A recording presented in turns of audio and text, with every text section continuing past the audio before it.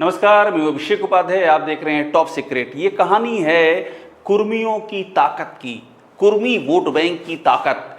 बिहार से लेकर के उत्तर प्रदेश में इस समय जो सबसे अधिक चर्चा है वो चर्चा है कुर्मी वोट बैंक की। और ऐसा कहा जा रहा है कि ओबीसी के भीतर से एक ऐसा उभार धीरे धीरे सिर उठा रहा है जो सत्ता की गद्दी पर, जिसको अगर आप जल्दी ही ऐसा देखें कि सत्ता की गद्दी पर ये तबका बैठा हुआ है, अगर ये आने वाले कल में आपको ये नजर आए।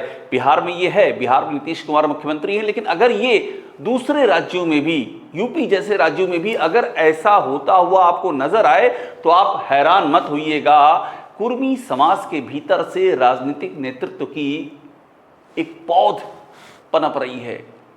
और ये ऐसा नहीं कोई नई पौध है, ये पुरानी पौध है। ये जो तस्वीरें मैं आपको दिखा रहा हूं, ये वे 11 नाम हैं, वे 11 नाम हैं जो कि जीत करके आए हैं इस बार के लोकसभा चुनाव में। लेकिन ये इस बार की तस्वीर है, ये तस्वीर पुरानी है। कुर्मी वोट बैंक का जो उभार है, बस सवाल ये उठता था कि ये जो कुर्मी वोट बैंक का उभार है, जिस तरह से कुर्मी वोट बैंक निर्णायक भूमिका अदा करता है, तो नेतृत्व कुर्मी के हाथ में कब होगा, ये सवाल उठता था। यूपी में खासतौर पर, यूपी में कुर्मियों के एक से बढ़कर एक बड़े नेता हुए हैं।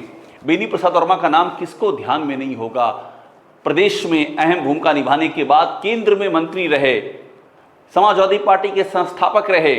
ये कहा जाता रहा कि कुर्मी हितों की आवाज लखनऊ से लेकर के दिल्ली तक हर बड़े मंच पर बुलंद की उन्होंने।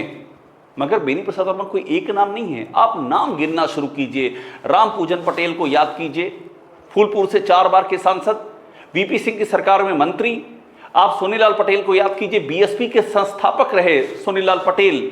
आज जिनके नाम पर जो अपना दल की पार्टी है, वो उनके नाम और उनकी विरासत में चल रही है, और वो यूपी से लेकर के केंद्र तक वो साझेदार है। ये सारे नाम मैं आपको इसलिए गिना रहा हूं ताकि इस बात का भान रहे कि ये कितनी बड़ी ताकत है कुर्मी वोट बैंक। यूपी की बात मैं कर रहा हूं। अब बीजेपी को देख लीजिए, मैं तो विपक्ष की बात कर रहा था। बीजेपी में विनय कटियार के योगदान को कौन भूल सकता है। राम मंदिर निर्माण से लेकर के बीजेपी को जिस तरह से आगे बढ़ाया, बीजेपी के प्रदेश अध्यक्ष भी रहे, राष्ट्रीय महासचिव भी रहे, अयोध्या से 3 बार के सांसद हुए। एक लंबी यात्रा विनय कटियार, ये कहा जाता रहा कि बीजेपी में जो हिंदुत्व में और पिछड़ा वोट बैंक का जो पूरा का पूरा कॉकटेल हुआ, उसमें विनय कटियार की बहुत अहम भूमिका थी। संतोष गंगवार, पश्चिम की ओर देखें अगर तो 8 बार के सांसद, वर्तमान में झारखंड के राज्यपाल हैं। पूरा पश्चिम की ये जो राजनीति है, उसको बीजेपी के साथ अलाइन करने का एक बड़ा जो श्रेय है वो संतोष गंगवार को जाता है। तो एक के बाद एक जो नाम सामने आ रहे हैं, ये नाम बता रहे हैं कि ये कितनी बड़ी ताकत रहा है ये वोट बैंक। और अभी इसकी चर्चा में आज क्यों कर रहा हूं, ये भी एक बहुत ही दीगर बात है, इस पर भी बात होनी चाहिए कि अभी इस वक्त में आखिरकार ऐसा क्या हो रहा है कि एक बार फिर से कुर्मी वोट बैंक का इतना ज्यादा जिक्र हो रहा है। इसको बताने से पहले एक नाम मिस कर रहा हूं, अभी मैं आपको बता दूं, चूंकि ओम प्रकाश सिंह का नाम लेना बहुत जरूरी है। सिंचाई मंत्री रहे ओम प्रकाश सिंह, नेता सदन रहे ओम प्रकाश सिंह, बीजेपी की बागडोर संभाली ओम प्रकाश सिंह ने, और एक पूर्वांचल में कहा गया कि कुर्मी वोट बैंक का एक बड़ा ध्रुवीकरण ओम प्रकाश सिंह के नाम पर होता रहा, लंबे समय तक होता रहा। ये मैंने दोनों ओर का दिखा दिया आपको, जो बीजेपी के साथ के और अपोजिशन के। और ये नेता इतने ही नहीं हैं, एक लंबी तादाद है। बस सवाल ये उठा कि जब ये तादाद सरकार बनाती है, ये सरकार जब सरकार बदलती है, तो नेतृत्व इसका क्यों नहीं हो सकता, ये सवाल उठा। और ये देखिए, ये सारे नाम मैं आपको दिखा रहा हूं, ये इस बार की 2024 की लोकसभा में जो चुन करके आए। लेकिन कहानी यहां से शुरू होती है। अगला हिस्सा देखिए, ये है बिहार की कहानी।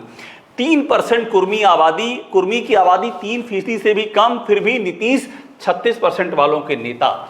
ये बिहार में नीतीश कुमार को 2 दशक पूरे हो रहे हैं बिहार की बागडोर संभालते हुए। वहां पर कुर्मी आबादी 3% से भी कम है। यूपी की बात करें तो 6% कहा जाता है, लेकिन आप कुर्मी समाज के लोगों से बात करें तो उनका कहना है कि 6 नहीं है, ये दूने के बराबर है, 10 से 12 के बीच, ये उनका मानना है, संगठन जुड़े हुए लोगों का मानना है। लेकिन एक आकलन है 6% का, उस हिसाब से भी देखें तो यूपी में बिहार से दूने। नीतीश कुमार यहां पर सीएम है, तो क्या उत्तर प्रदेश में भी अंदर अंदर कुछ पक रहा है क्या? क्या कुर्मियों की जो राजनीति है वो अपने वाजिब हक के लिए क्या अंदर ही अंदर कोई चर्निंग हो रही है क्या? ये अपने आप में एक बड़ा मुद्दा है। अब ये देखिए, ये मैं आपको इसलिए दिखा रहा हूं क्योंकि पूरा आशय बताने का ये है कि ये एक चर्निंग चल रही है अंदर ही अंदर कुर्मी समाज के भीतर। ये एक सुगबुगाहट है कि जिसे कहते हैं कि गेम चेंजर, जिसे कहते हैं कि किंग मेकर, कि जो किंग मेकर हैं, जो गेम चेंजर हैं, वो कुर्सी पर ही बैठ सकते हैं क्या बिहार की तरह से? ये सबसे अधिक इस समाज के भीतर जो चर्निंग इस समय चल रही है वो बड़ी चर्निंग चल रही है। उसकी वजह मैं आपको बताऊंगा। फिलहाल ये देखिए 6% ये कहता है, ये जो आर्टिकल है कि 6% है, लेकिन राजनीतिक रूप से वो काफी ताकतवर हैं। अब यहां से कहानी आगे बढ़ती है। देखिए ये समाज किस कदर इस समय चर्निंग में है और कितना ज्यादा इसकी राजनीतिक ताकत का महत्व है।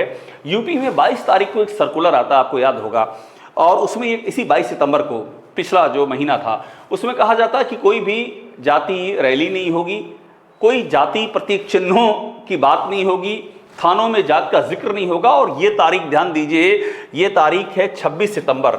मैं और आपको दिखा देता हूं जूम करके।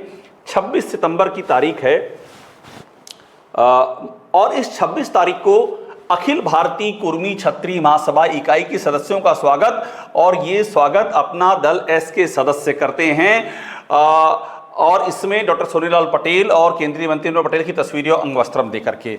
अब ये मैं आपको इसलिए दिखा रहा हूं क्योंकि इस समाज की आप ताकत को पहचानिए, और ये इसलिए पहचानिए क्योंकि ऐसा नहीं कि आप कोई अचानक से जाति सर्कुलर ला दिए तो इस सर्कुलर लाने के बाद इस समाज का काम करने का तरीका बदल जाएगा। क्योंकि ये लोग लंबे समय से काम कर रहे हैं। कुर्मी महासंघ हो, अखिल भारतीय कुर्मी क्षत्रिय महासभा हो, सरदार पटेल विचार मंच हो, ये सब समाज के भीतर। और सरदार पटेल विचार मंच का भी हमने हाल ही में देखा था कि जिसमें कि कुर्मी समाज के जो विधायक हैं, सांसद हैं, प्रबुद्ध वर्ग है, वो सब इकट्ठा हुए थे। लखनऊ में एक आयोजन हुआ था और उसकी बड़ी चर्चा हुई। चर्चा इसलिए भी हुई क्योंकि उसके पहले कुटुंब की बैठक हुई थी, ठाकुर समाज के विधायक इकट्ठा हुए थे, और उसके तुरंत बाद जब कुर्मी समाज की सरदार पटेल विचार मंच की बैठक हुई तो ये कनेक्ट किया गया कि ये आप देखिए कुर्मी समाज की राजनीतिक और वैचारिक ताकत, उसका ये प्लेटफॉर्म है। इसके आगे बढ़ते हैं। अब ये कहानी जो मैं आपको बता रहा था कि ताकत क्या है कुर्मी समाज की। कुर्मी सैंथवार समाज 6% यहां लिखा हुआ है। मैं फिर दोहरा रहा हूं, यहां 6%, लेकिन आप समाज से बात करेंगे तो 10, 11, 12% तक भी बताते हैं। ये अब चूंकि जाति जनगणना की बात हो रही है, क्या पता वो सिचुएशन आगे आए तो ये इसमें और क्लैरिटी आए। फिलहाल पटेल, गंगवार, सचान, कटियार, निरंजन, चौधरी, वर्मा जैसे उपनाम हैं। रुहेलखंड में कुर्मी, गंगवार और वर्मा, कानपुर बुंदेलखंड में कुर्मी, पटेल, कटियार, निरंजन, अवध पश्चिमी यूपी में वर्मा, चौधरी, पटेल। अब आप समझते जाइए, कानपुर, बुंदेलखंड, रुहेलखंड, अवध, पश्चिम, कितना एक वृत्त उभरता है, बड़ा वृत्त उभरता है कुर्मी समाज। इसीलिए मैं आपसे कह रहा हूं कि कुर्मी समाज की जो पॉलिटिकल ताकत है उस पर अब चर्चा होनी शुरू हो गई है कि इस पॉलिटिकल ताकत से तो लीडर भी हो सकते हैं। और ऐसे लीडर, ऐसा नहीं कि लीडर नहीं हुए हैं, एक से बढ़कर एक दिग्गज लीडर हुए हैं, लेकिन वो लीडर जो नीतीश कुमार की तरह कुर्सी संभाल ले, क्या वो भी हो सकता है? ये अपने आप में एक बड़ा मसला आ गया है। ये जिलों की बात है, जिन जिलों में प्रभाव है इनको बताने की जरूरत नहीं है, ये लोग जानते हैं। अब सवाल है 2024 में क्या हुआ। ये बार बार हम बात इसलिए भी कर रहे हैं कुर्मी समाज की, किस तरह से राजनीति का पूरा रुख ये समाज बदल रहा है। 2024 में समाजवादी पार्टी ने जो जबरदस्त जीत पाई, 37 चुन करके आए उनके सांसद, उसमें कुर्मी समाज का स्ट्राइक रेट आप कल्पना नहीं करेंगे, 70% रहा। 10 को टिकट दिया और 7 जीत करके आए, ये स्ट्राइक रेट रहा कुर्मी समाज का। और एक कहा गया जिससे कि एक पूरा मोबिलाइजेशन हुआ।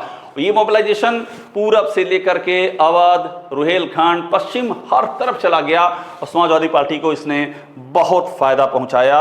ये पूरी कहानी है जिसमें कि बयां किया जा रहा है। सपा ने कुर्मी बहुल सीटों की पहचान की, जहां बीजेपी ने गैर ओबीसी उम्मीदवार खड़े किए थे, लखीमपुर खीरी और बस्ती।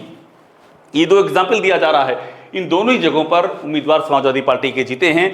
और बांदा से कृष्णा देवी पटेल, फतेहपुर से नरेश उत्तम पटेल, प्रतापगढ़ से एसपी सिंह पटेल, अंबेडकर लालजी वर्मा, श्रावस्ती से राम शोभनी वर्मा सांसद चुने गए हैं। अलग अलग जगहों से एक पूरा का पूरा बुके समाजवादी पार्टी के हक में आया है, वो मैं आपको दिखा रहा हूं। और अब आप देखिए ये ऐसा नहीं है कि ये उभार अचानक से हुआ है, लंबे समय से ये चर्निंग चल रही है। उस चर्निंग का नतीजा देखिए, ये 2022 का मैं आपको दिखा रहा हूं। जब 2022 के नतीजे आए उस समय क्या था, यूपी में इसमें लिखा है कि हर चौथा एमएलए ठाकुर या ब्राह्मण, यादव से ज्यादा कुर्मी जीत कर आए। हम ओबीसी की बात कर रहे हैं, ओबीसी में चर्निंग पे ध्यान दीजिए, ये बड़ा ही इंपॉर्टेंट है। 2022 के चुनाव की कहानी है ये, और ये कहानी बताती है कि किस तरह से एक बड़ी ताकत तीसरे नंबर पर कुर्मी, जिनके पास 41 विधायक हैं, 41 विधायक जीत करके आए हैं। ये भी इस 2022 में हो चुका, और यादवों से ज्यादा कुर्मी विधायक जीत करके आए हैं।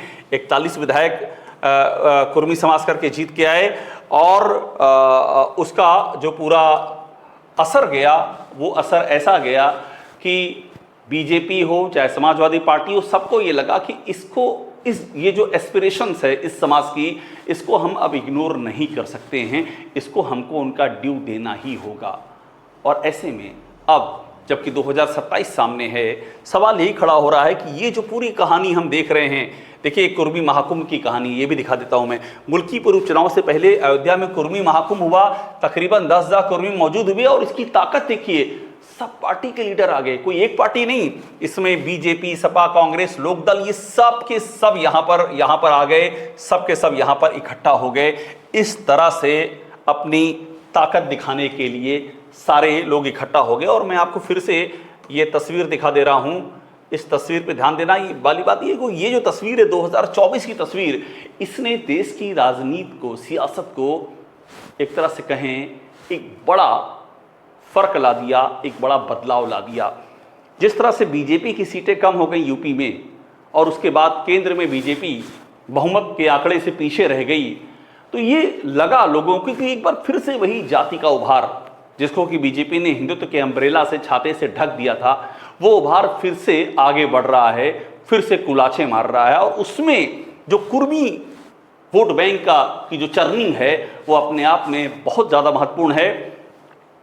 अंदर खाने में जो बातें चल रही हैं, जिस तरह की चर्निंग है, जिस तरह की विमर्श है, वो विमर्श यही है कि 2027 में ये कुर्मी वोट बैंक ही क्या तय कर देगा कि गद्दी पर कौन बैठेगा। और उससे बड़ा सवाल यही है कि जब चेहरे की बात आएगी, तो क्या जो बिहार में जिस तरह से जो ड्यू कुर्मी वोट बैंक का, यहाँ से आधा, अभी हम 6 और 3 अगर माने, इसके आधा होने के बाद भी अगर वहाँ लीडरशिप है, तो क्या उत्तर प्रदेश में भी एक ऐसी लीडरशिप सामने आ सकती है जहाँ पर कुर्मी समाज की जो चर्निंग है, जो पॉलिटिकल एस्पिरेशन है, जो राजनीतिक आकांक्षा है, वो शक्ल लेती हुई दिखाई दे। और इस पर निगाहें टिकी हुई हैं। राजनीति में बहुत कुछ ऐसा है जो अंदर खाने में होता है, और ये जो अंदर खाने में होता है, एक दिन यही एक राजनीतिक विस्फोट के रूप में सामने आता है। सवाल उठ रहा है कि क्या वो घड़ी नज़दीक आ चुकी है। टॉप सीक्रेट को देखते रहिए, लाइक कीजिए, सब्सक्राइब जरूर कीजिएगा।